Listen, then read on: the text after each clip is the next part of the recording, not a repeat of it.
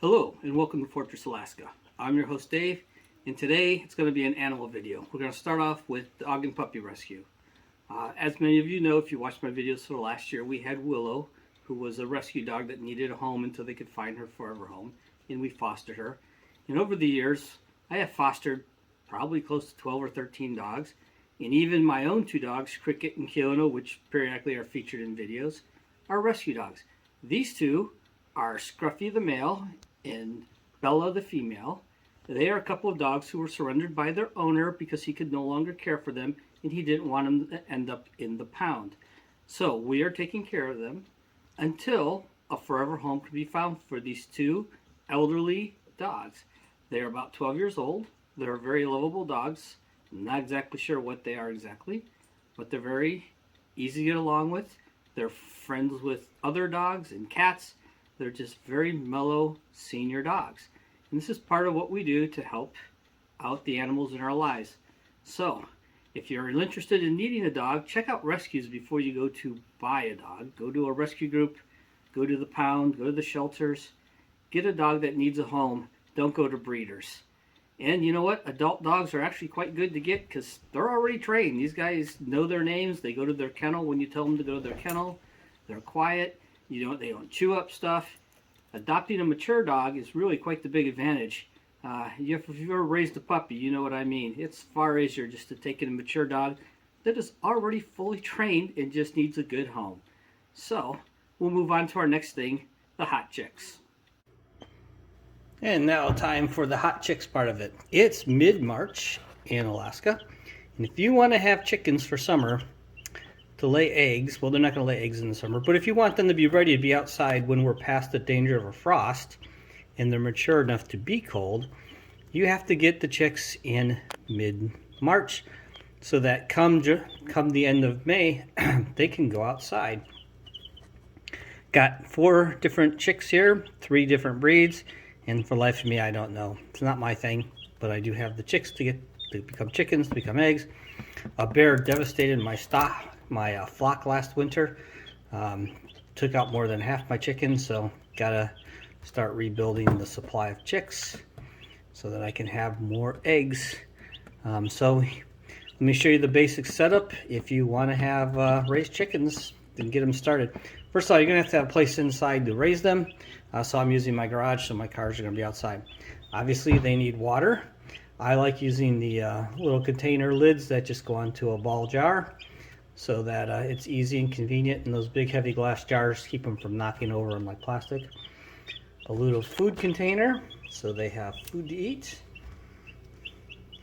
and then some sort of little pen to keep them in. And then I use an infrared heat lamp. You can use a ceramic heat emitter.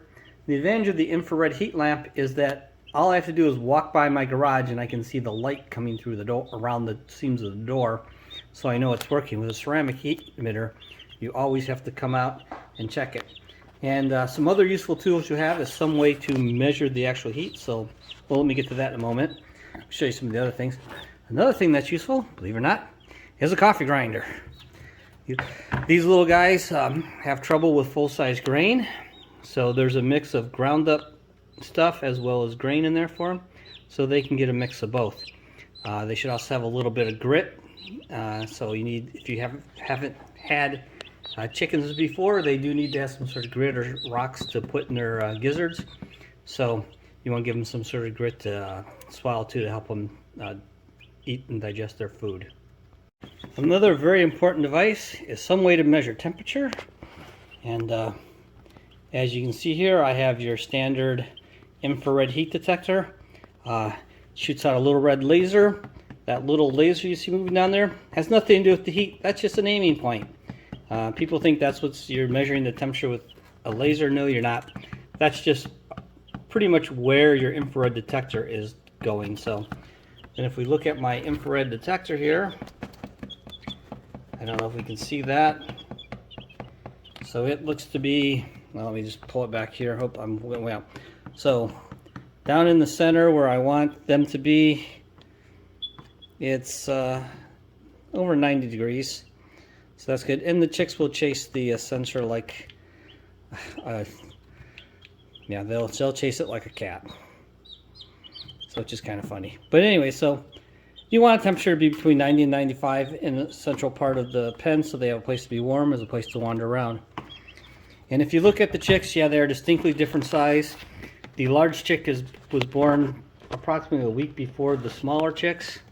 The youngest chick is that small one sitting there. He was only just hatched when we got him. These guys are a couple days older. And yeah, they're drastic difference. Just a week can make a drastic difference in the size and activity of a chick. So, anyways, these are my hot chicks. Keeping warm.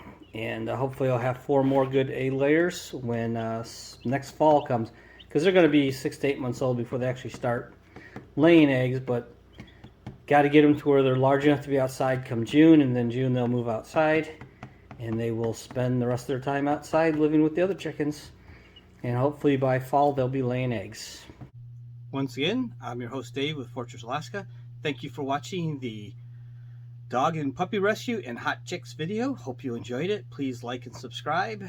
Leave notes, comments, share with your friends. Do all the algorithm stuff to help me out. And coming up, there will be more shooting videos. I've just been sidetracked with other issues and haven't been able to get out there lately. So do look forward. We will be doing some side-by-side comparisons of 40 and 357 SIG. And we'll be also taking out the Carcano. And yes, it is pronounced Carcano. At least all the Italians I know tell me it's pronounced Carcano, not Carcano. But then again, we say Garand and not Garand. And Mr. Garand said Garand, so don't think it really makes any difference. So anyways, as always, have a good day and get out shooting.